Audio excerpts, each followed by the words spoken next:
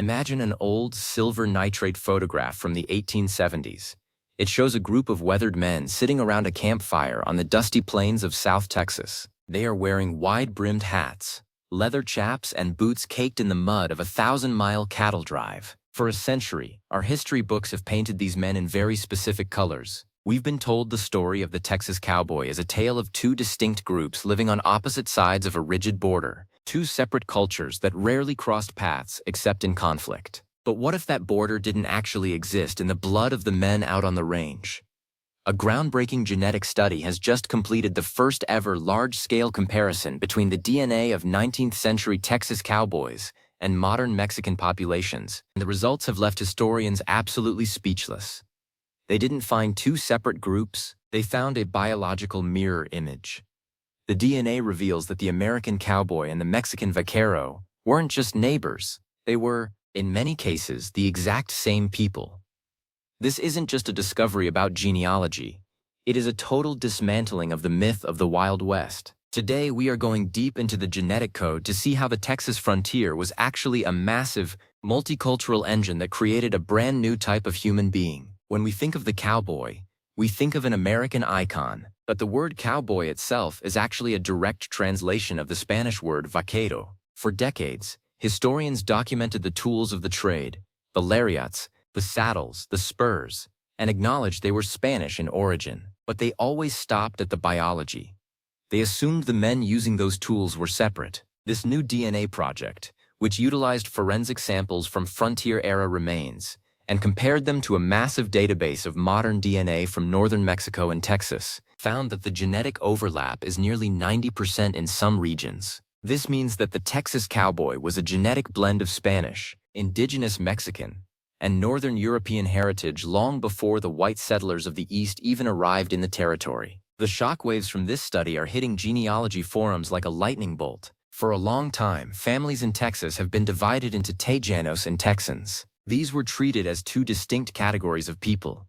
But the sequencing shows that these lines are completely artificial. When the scientists looked at the Y-DNA, the paternal line that passes from father to son, they found that a huge percentage of the Anglo-cowboys actually carried Mediterranean and North African markers identical to those found in the heart of Mexico. This suggests a massive, undocumented integration of families. People weren't just swapping cattle, they were building families together, creating a unique frontier genome that was designed for survival in one of the harshest environments on Earth. One of the most surprising elements found in the cowboy DNA was a significant amount of Sephardic Jewish heritage. This mirrors the studies we've seen in Appalachia, but in Texas, it takes on a different flavor. In the 1600s and 1700s, many conversos, Jews who had been forced to convert to Catholicism in Spain, fled to the outermost edges of the Spanish Empire to escape the reach of the Inquisition. Northern Mexico and what is now South Texas were the absolute edges of the world. The DNA shows that these families settled the rangelands, became master horsemen, and eventually formed the backbone of the ranching culture. When the English-speaking settlers moved in during the 1830s and 40s, they didn't replace these people. They merged with them. The DNA of a typical Texas cowboy from 1880 is a tapestry of Iberian, indigenous, and Germanic threads that history books simply ignored to keep the narrative simple. The researchers used a process called biogeographical ancestry analysis. This goes far beyond the basic ethnicity estimates you get from a commercial kit. It looks at the subtle mutations that occur when a population stays in one place for several generations. By comparing these markers, the scientists could see that the Mexican DNA in these cowboys wasn't from a recent migration, it was deep Texas DNA. It belonged to families that had been on that specific land for 200 years. This rewrites the story of the settling of Texas. It shows that the frontier wasn't an empty space waiting for people to arrive. It was a vibrant, genetic crossroads where people of all backgrounds were already working together to tame the wilderness. In the genealogy community, this is causing a massive stir because it challenges the concept of ancestry itself. If a man in 1850 spoke English, had a German last name, but his DNA was 50% indigenous Mexican and Spanish, what was he? In his own time, he was a Texan. He was a cowboy.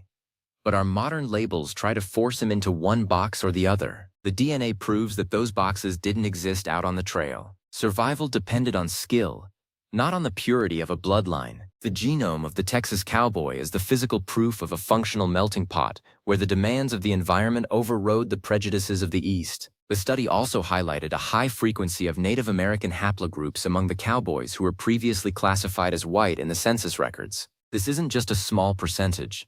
In many cases, it was the dominant maternal line. This indicates that the early European pioneers in Texas almost exclusively married into the local indigenous and mestizo populations. These weren't temporary unions. These were the foundations of the great ranching dynasties of the South. The DNA shows that the rugged individualist of the West was actually a member of a vast, interconnected network of families that spanned the Rio Grande. Why did this take so long to find? Why was this ignored? The scholars involved in the project point to the era of categorization in the early 20th century. After the frontier was closed and Texas became a more civilized society, there was a conscious effort to separate the census into white and Hispanic. This created a legal and social wall that hadn't existed on the open range. Families who could pass as white for social advantages did so, often hiding their Mexican and indigenous heritage for generations.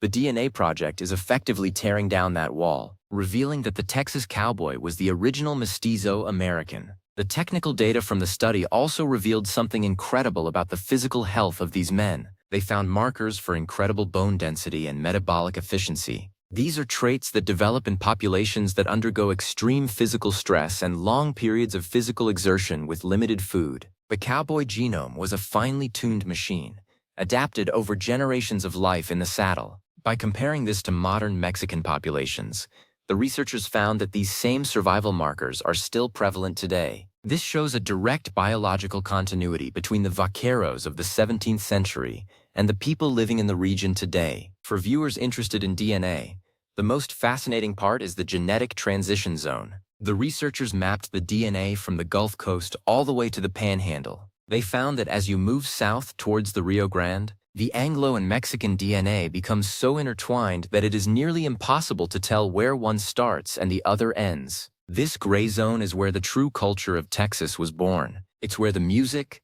the food, and the language all blended into something entirely new. The DNA is just the biological version of a plate of Tex-Mex food or a Western swing song. It's a blend that is better than its individual parts. The genealogy forums are now seeing a massive influx of people from northern Mexico who are finding DNA matches with old-stock Texas families. These are people who share a common ancestor from the 1700s, a rancher or a soldier who lived when the border was just a line on a map that no one respected. These cross-border cousins are rewriting their family histories, realizing that the political conflicts of the 1800s didn't stop the biological reality of their families. One woman on a prominent forum noted that for years, her family told her they were descended from a Texas Ranger of English descent. Her DNA test showed she was 30% indigenous Mexican, and the match was traced back to that very same Ranger's secret family. This is the power of a large-scale DNA comparison.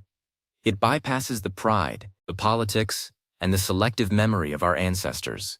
It shows us exactly who was in those camps, who was riding those horses, and who was building the future of the American West. The mix that surprised the historians was the realization that the Texas cowboy wasn't a type of person.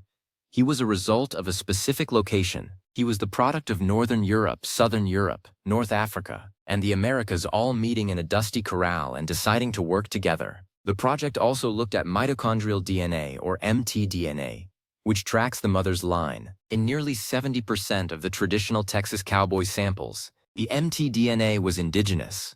This means that while the fathers might have been European or mestizo, the mothers of the Texas frontier were the women of the land, the Coahuiltecan, the Lipan Apache, and the Pueblo peoples.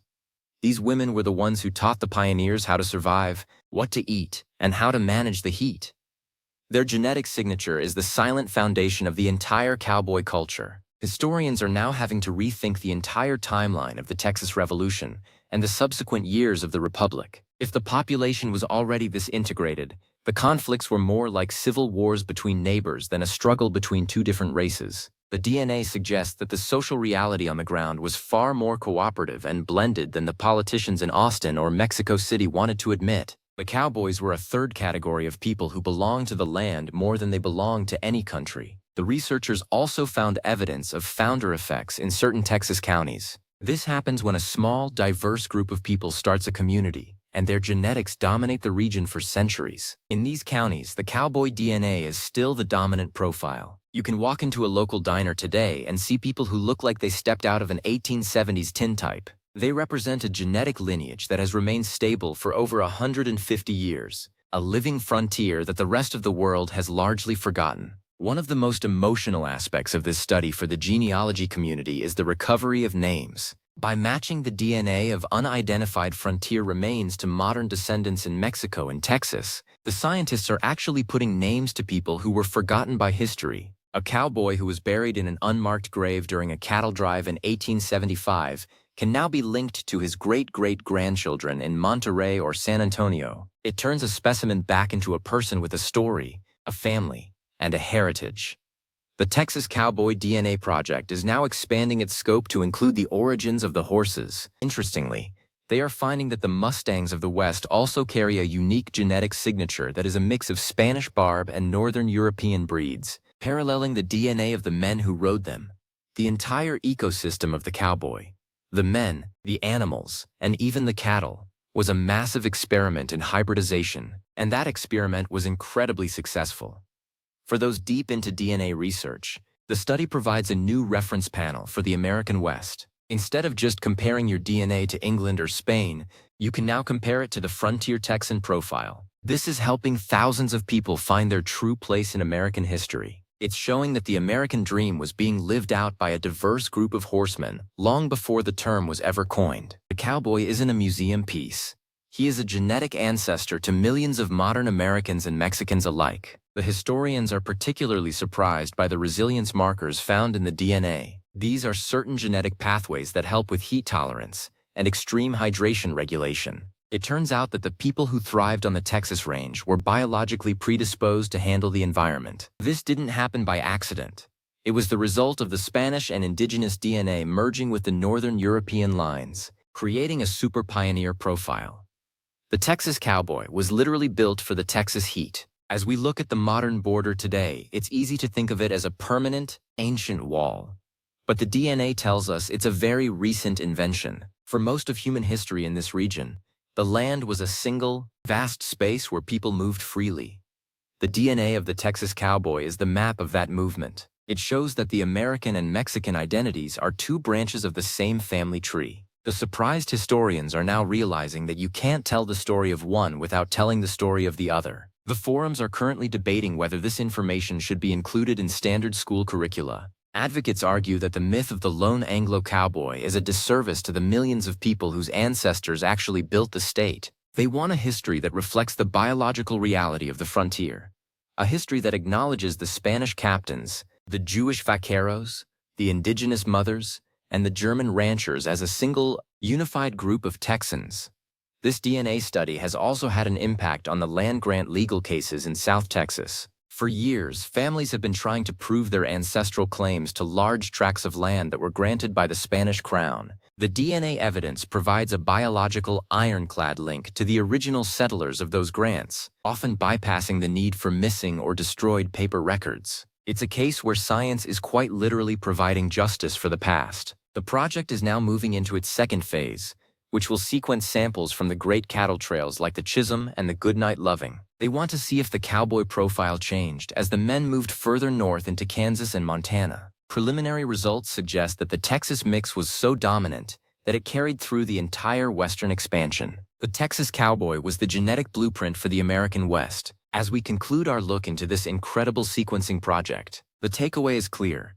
The history we were taught was only half the story. The real story is hidden in the DNA of the 500 cowboys and the modern millions who share their blood. It's a story of a borderless world where people were defined by their skill, their courage, and their willingness to merge with their neighbors. The Texas Cowboy wasn't a hero of one nation. He was a masterpiece of many. The surprise for historians was really just a reality check. They were looking through the lens of a later era, while the DNA was looking through the lens of the truth. The Texas Cowboy and the modern Mexican are biological brothers, separated only by a line in the sand and a century of politics. But in the blood, the range is still open, the campfire is still burning, and the family is still whole. The genealogy community continues to process these results, with each new match adding a new chapter to the story. If you have roots in the Southwest, your own DNA might be a piece of this puzzle. You might find that your Old World origin is a lot more colorful than you thought, and that your Western heritage is part of a global odyssey. The Texas cowboy has finally spoken, and his message is that we are all part of the same herd. So next time you see a statue of a cowboy or watch an old Western, remember the DNA. Remember the Spanish-Jewish vaqueros, the African trail drivers, the indigenous horsebreakers, and the European pioneers who all became one. The frontier wasn't a line of division. It was the greatest blending of human history. And today, thanks to the science of genetic sequencing, we can finally see it for what it truly was. Stay curious, keep exploring your own genetic code, and remember that the most interesting stories are the ones that have been hiding in your cells all along. The history books were wrong, but the DNA is making it right for everyone to see. The dust of the trail has finally settled, and the truth is shining through. Texas and the American West will never be seen the same way again. The cowboy is a world figure, a genetic pioneer, and a symbol of what happens when we let the land and our shared humanity define us. The sequencing is done, the data is in, and history has been rewritten in the best way possible.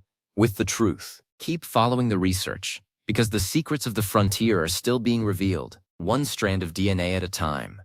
The mix didn't just surprise historians, it gave us a new way to be proud of where we come from and who we are together.